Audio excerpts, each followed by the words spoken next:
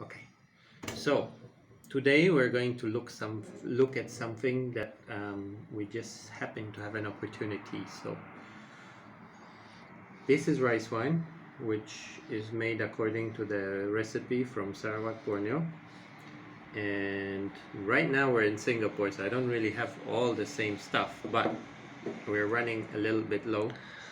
This is low. And so I just decided we're gonna make some more. So the first step for rice wine, you will need rice, obviously.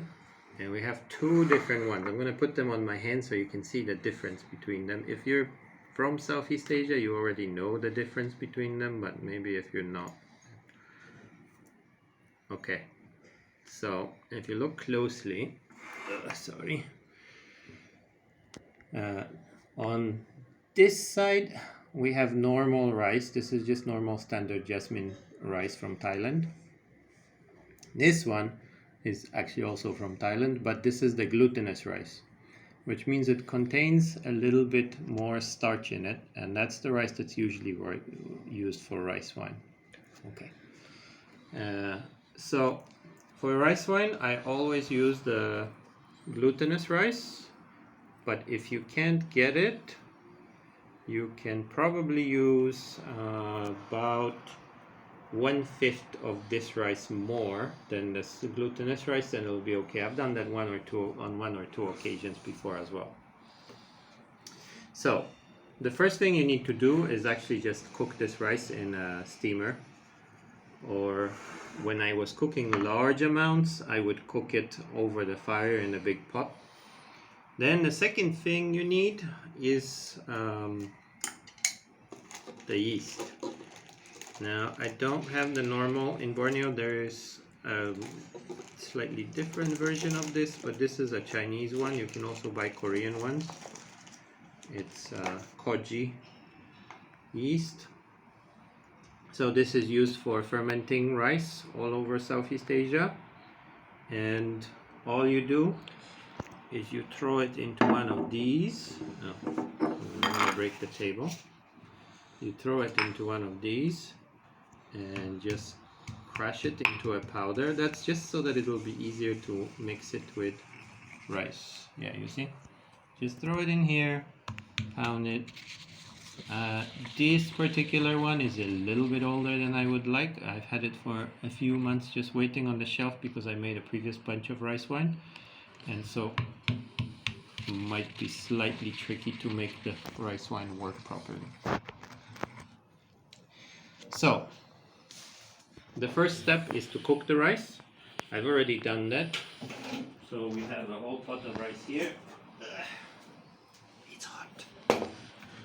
Now you can't do anything with the hot rice yet. So we're gonna have to wait and come back to this video when this rice is cooled, probably in like 4 or 5 hours, when we can mix it with the yeast. Okay, so yesterday we finished when we were cooking the sticky rice. So what happened is we cooked the sticky rice, and the sticky rice has to cool down before you do the next step.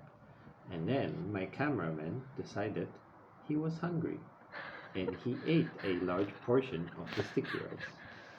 So we had to cook more sticky rice. So here is our new sticky rice. Okay, it doesn't look very different to any other kind of rice. But now that it's cool, we can do the next step. So I'm going to prepare rice wine in this container. When I first tried to start doing rice wine, the only recipe people had for me was for a 20-liter container. I've managed to shrink it down, but basically rice wine is prepared for Gawai, so people prepare it for like a big festival, and they never just prepare 1 or 2 bottles, so it's big containers. So to prepare this container, you just pour some really hot boiling water inside to clean it, to kill anything that may have been in it. You do the same with all the other utensils that you use for to touch the rice. So the important thing is never touch the rice with your hands. They always have some yeast and bacteria and other things on. So all you have to do in the first step is spread one layer of rice inside the bottom of the bucket.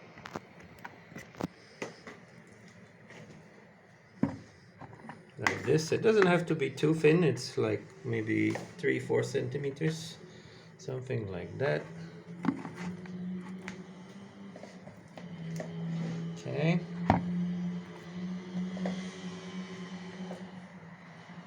Okay, so let's say that this is the first layer. Now we take this and we use these yeast balls.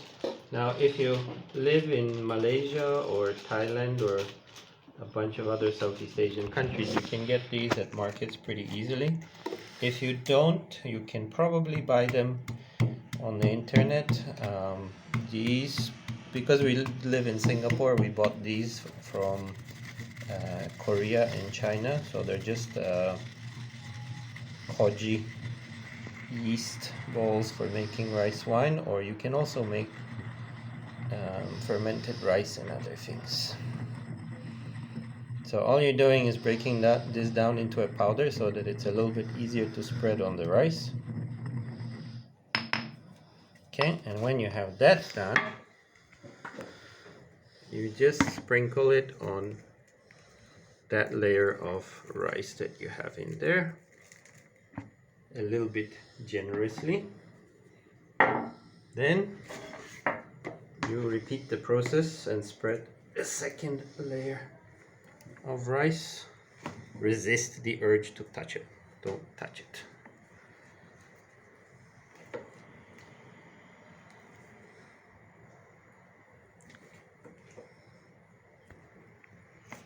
Now, I'm not saying anything about proportions at this point because I will put the proportions for rice wine in the video description, so there's no need to worry too much about it.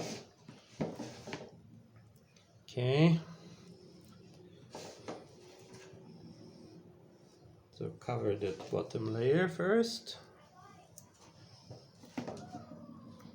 Okay, that's more or less all our rice.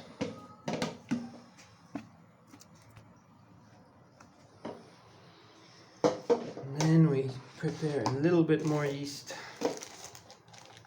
And normally it's a little bit more white in color, so I'm a little bit unsure how it's going to work. But I think it should still be okay. You don't have to use a mortar and pestle. For small amounts it's quite easy. Once you move on to making bigger amounts, if you move on to making bigger amounts, you might just use a food processor or something like that. There's no problem with that.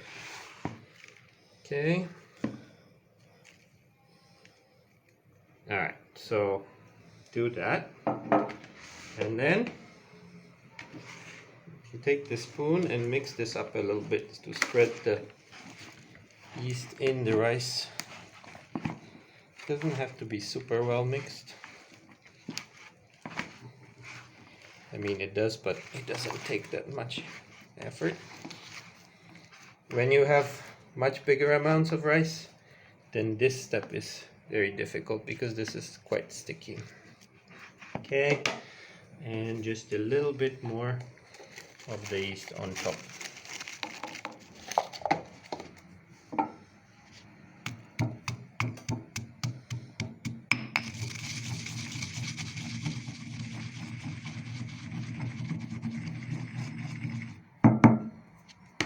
Okay.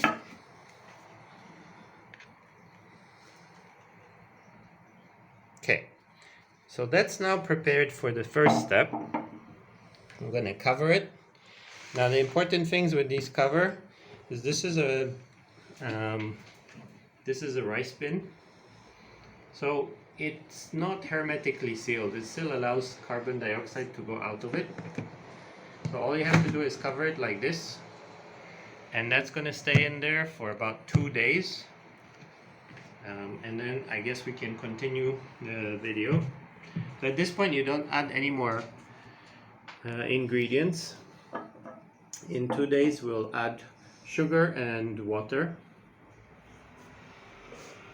And I think that's it for this stage. And we're just drinking tea. I promise it's not rice wine. And we'll see you again in 2 days. Okay, so for you that was 2 seconds ago, for me that was 2 days ago. Now let's look at the rice again. You have to stand up, look at the rice. Okay, now you remember in the previous take 2 days ago, this was very hard and lumpy and difficult to mix. Well, now it's become softer, squishier, and yeah, it's ready to go.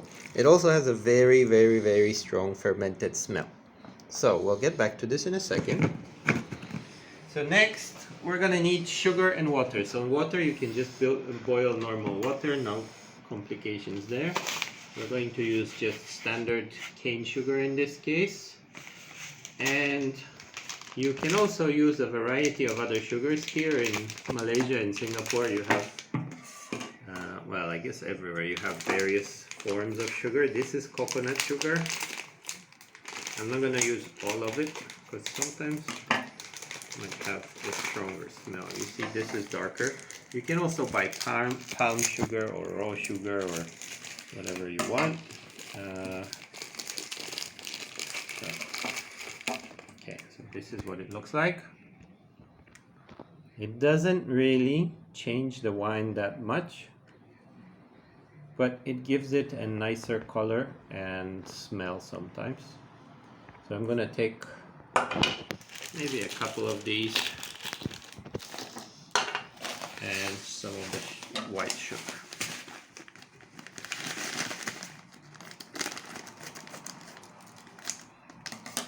Probably gonna take about half this, but the proportions I'll add at the end of the video. Okay. Alright, now we're going to move it to the stove for the next take. Okay, so what we're gonna do here now is first I put in the sugar and then I put in some water. You don't need to put a lot of water, just enough for the sugar to dissolve in and get rid of all the lumps. Now I'm going to be cooking this probably for about I don't know, maybe about 5 minutes before it's all boiled and dissolved. So we're gonna take a cut here and then I'll show you in 5 minutes. Okay, so it's about 5 minutes later. The sugar has dissolved. It's darker than normally when you dissolve sugar just because of the coconut sugar in here. You can smell it in the air. My cameraman's been complaining about the smell just a second ago.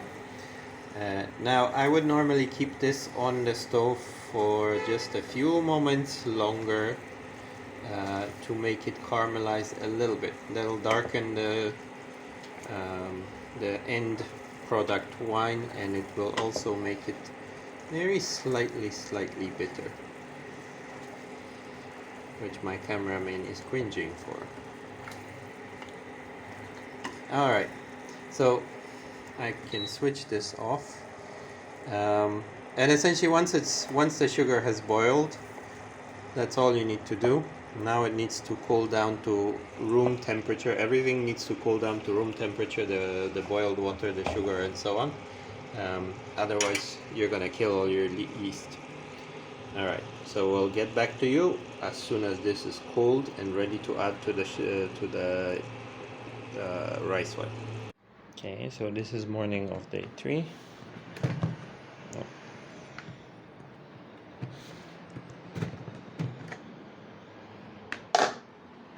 This is what the rice looks like at this point. And I'm just gonna add this water. No cameraman today, so.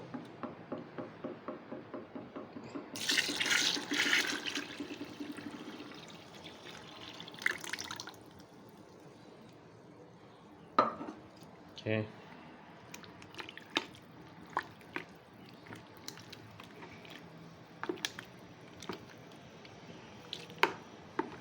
Mix it a little bit.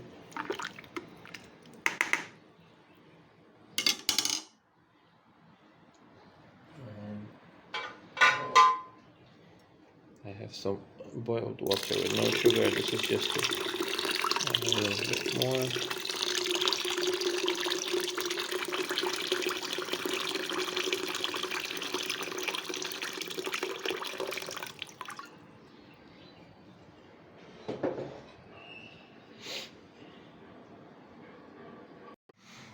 Okay, so that concludes the making process. So we have the rice wine becoming rice wine in here.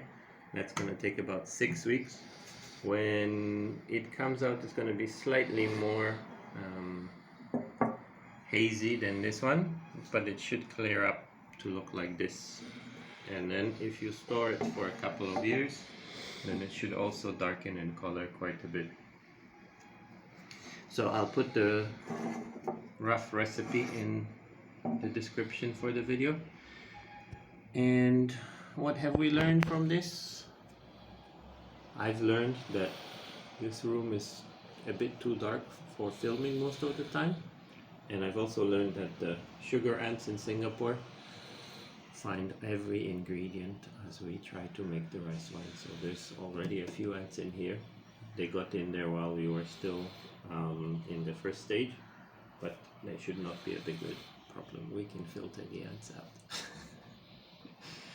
Okay, that's it. That's how you make rice wine.